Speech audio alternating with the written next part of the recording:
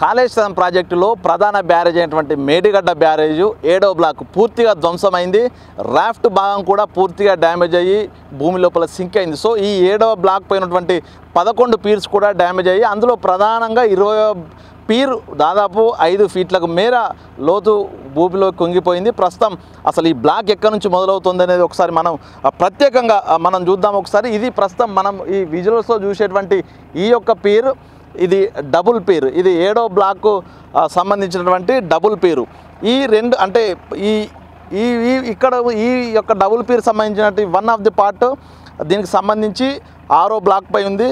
ఇది ఇటు సైడ్ ఉన్నది 7వ బ్లాక్. ఈ రెండింటి మధ్యలో అంటే బ్లాక్ జాయింట్ వేసే ప్రాంతాల లోపల డబుల్ పీర్ ఏర్పాటు చేస్తారు. ఇది భారీ స్థాయి డబుల్ పీరు. అంటే సాధారణ పీర్ల కంటే కూడా డబుల్ పీరు భారీ ఎత్తుతో ఉంటుంది, భారీ మందంతో. ఆ రెండింటి జాయింట్ చేసేటువంటి ప్రదేశం కాబట్టి ఈ స్థాయి నిర్మాణం ఉంటుంది. ఈ యొక్క పీర్ మనం ఈ లెఫ్ట్ సైడ్ చూస్తున్నటువంటి ఈ పీర్ అక్కడ పగుళ్ళు వచ్చినటువంటి పీరు 7th బ్లాక్స్. అంటే 7th బ్లాకు పూర్తిగా డ్యామేజ్ కావడం, కుంగితం పోవడంతో ఇక్కడ డబుల్ పీర్ నుంచి కూడా చీరకలు మనం అక్కడ ఉన్నటువంటి ఆ పగుళ్ళు చూస్తున్నాము. పూర్తిగా అది డ్యామేజ్ అయింది కాబట్టి వన్ సైడ్గా బెండ్ అవుతూ పగుళ్ళు ఏర్పడ్డాయి. సో ఇక్కడ నుంచి మనం ఇక విజువల్స్లో చూసుకుంటే పూర్తిగా ఆ 7th బ్లాక్ సంబంధించినటువంటి డబుల్ పీర్ ఇక్కడ నుంచి మొదలుకుంటే 21వ పీర్, 20వ పీర్ నుంచి మొదలుకుంటే ప్రధానంగా 11వ పీర్ వరకు కూడా ఇవన్నీ కూడా 7th బ్లాక్కు సంబంధించినటువంటి పీర్స్. ఒకసారి మనం ఈ పీర్స్ అనేవి నిజంగా బయట నుంచి ఎట్లా కనిపిస్తున్నాయో ఒకసారి చూద్దాము. పూర్తిగా ఈ 7వ బ్లాక్ సంబంధించి ప్రతి పీరు అంటే పీరుకు సంబంధించిన 11 పీర్లు కూడా పూర్తిగా కృంగిపోయాయి. అందులో ప్రధానంగా 20వ పీరు, 19వ పీరు కింది అడుగు భాగము భారీగా భూమి లోపలికి కృంగిపోయింది. సో మనం చూసేటువంటి విజువల్స్ లోపల ఈ 7వ బ్లాక్కు సంబంధించినటువంటి ఇవన్నీ పీర్స్ కూడా 7వ బ్లాక్ సంబంధించినటువంటి పీర్స్. అయితే ప్రధానంగా ఈ యొక్క బ్యారేజ్ నిర్మాణ సమయం లోపల మనం ఉన్నటువంటి అప్ స్ట్రీమ్ సైడ్ అంటే ఇది ఎగువ భాగంలో నదికి ఎగువ భాగం సైడ్ ఉన్నాము, బ్యారేజ్కి ఎగువ భాగం సైడ్ ఉన్నాము.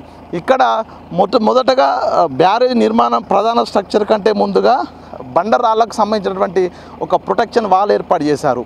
దాని తర్వాత బ్లాక్స్ సిమెంట్ బ్లాక్స్కు సంబంధించినటువంటి నిర్మాణం ఏర్పాటు చేశారు. ఆ తర్వాత ప్రస్తుతం మనం నిల్చున్నటువంటి ఇది ఫ్లోరు, కాంక్రీట్ ఫ్లోరు, దీన్ని నిర్మాణం చేశారు. అంటే వచ్చేటువంటి వరద ప్రధాన బ్యారేజ్కి డ్యామేజ్ చేయకుండా ఉండడానికి మొదటగా రాళ్లతో కూడినటువంటి వరుస కట్టడం, ఆ తర్వాత సిమెంట్ బ్లాకులు, ఆ తర్వాత కాంక్రీట్ సంబంధించిన ఫ్లోర్ ఉంది.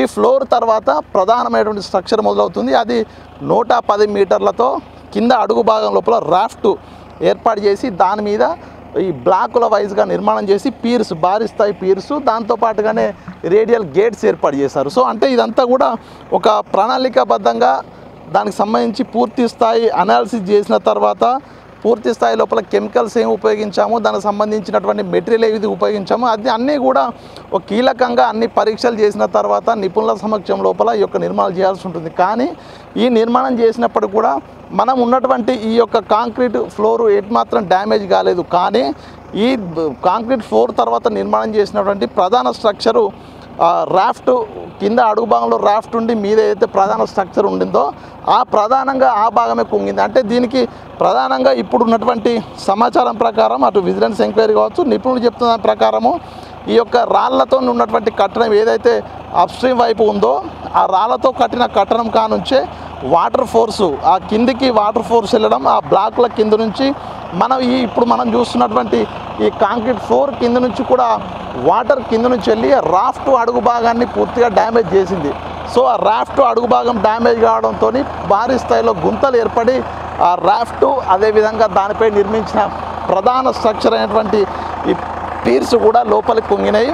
అందుకే ఈ మేడిగడ్డ బ్యారేజు లోపలికి కుంగిపోయి ఈ పగుళ్ళు ఏర్పడడం, పీర్స్ భారీగా కుంగిన ఘటన చోటు చేసుకుంది. సో మనం ఒకసారి ప్రత్యేకంగా 20వ పీర్ వద్దకు వెళ్తాం. మనం ఇప్పుడు విజువల్స్లో చూస్తున్నటువంటిది 20వ పీరు.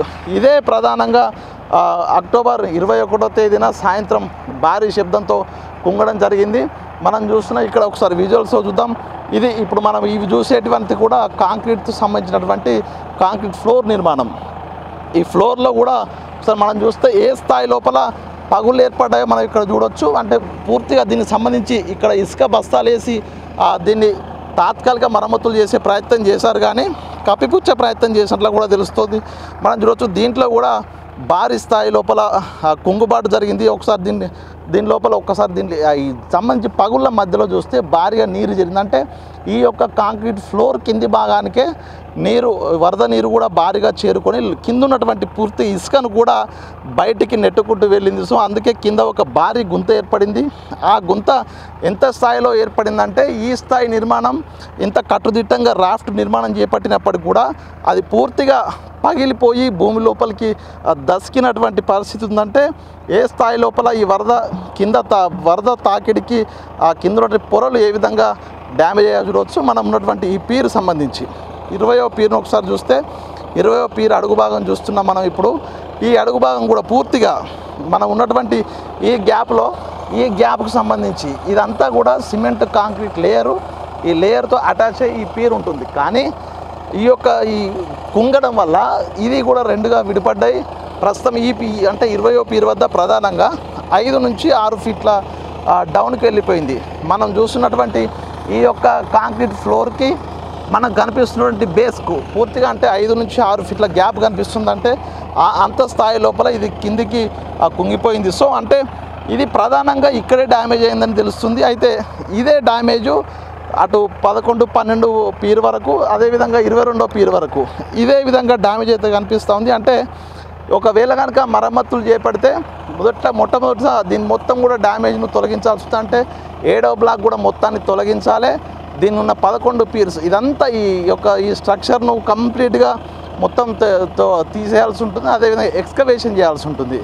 ఈ యొక్క ప్రాజెక్ట్ నిర్మాణం ఎప్పుడు మొదలుపెట్టినప్పుడు ఏ విధంగా ఎక్స్కవేషన్ చేశారో అంతకు మించి ఎక్స్కవేషన్స్ చేసి కింద నుంచి డెప్త్ నుంచి మరొకసారి నూతనంగా నిర్మాణం చేయాల్సి ఉంటుంది. అయితే ఈ 7వ బ్లాకే కాదు, అటువైపు ఉన్నటువంటి 8వ బ్లాకు, 6వ బ్లాక్ కూడా రెండు కూడా డ్యామేజ్ అయినట్టుగా కూడా తెలుస్తుంది. దీనికి సంబంధించి ఇంకా డీవాటరింగ్ జరుగుతుంది కాబట్టి డీవాటరింగ్ కంప్లీట్ అయిన తర్వాత రాఫ్ట్ భాగం ఏ విధంగా డ్యామేజ్ అయిందంటే ఒక క్లారిటీ వస్తుంది. అంటే ఆ తర్వాతే 6, 7, 8 బ్లాక్లకు సంబంధించిన డ్యామేజ్ అనేది ఎస్టిమేట్ చేస్తారు. ఆ తర్వాత మరమ్మతులకు పనికి వస్తుందా లేదా అనే ఒక క్లారిటీ సమీక్ష తర్వాత నిపుణులతో సమీక్ష చేసిన తర్వాత వచ్చే అవకాశం కనిపిస్తుంది. ఏదైనా కూడా మొత్తానికి 7th బ్లాక్లో 11 పీర్స్ గత ప్రభుత్వం ఏ విధంగానైతే చిన్నపాటి మరమ్మతే అది చిన్నగా సహజం, అది ఒక పర్రే అంటూ గత ప్రభుత్వం మంత్రులు ఏ విధంగానైతే దీన్ని కప్పుచ్చే ప్రయత్నం చేశారు. కానీ ఇక్కడ ప్రస్తుతం తాజా పరిస్థితి చూస్తుంటే మాత్రం ఒక సునామీ కంటే ఎక్కువ విధ్వంసం అయితే మేడిగడ్డ ప్రాజెక్టులో జరిగింది. వేల కోట్ల రూపాయల ప్రజాధనం వృధాగా పోయింది. ఇదంతా కూడా దీనికి సంబంధించి డిజైన్స్ సరిగా లేకపోవడం, మెయింటెనెన్స్ సరిగా లేకపోవడమే ప్రధాన కారణం అంటూ కూడా అటు విజిలెన్స్ శాఖ చెప్తోంది, మరోవైపు నిపుణులు కూడా చెప్తున్నారు. సో మొత్తానికి దీనిపై పూర్తి స్థాయి విచారణ జరిపితే ఈ యొక్క కారకులైతే శిక్షిస్తేనే తప్ప తెలంగాణ ప్రజలైతే దీనికి సంబంధించి నిజానిజాలు బయట పెట్టాలి. కారకులను శిక్షణ ఒక ప్రధాన డిమాండ్ అయితే వెలువడుతోంది. మొత్తానికి చూడాలి ప్రభుత్వం ఏం చేయబోతుంది రాబోయే రోజుల్లో.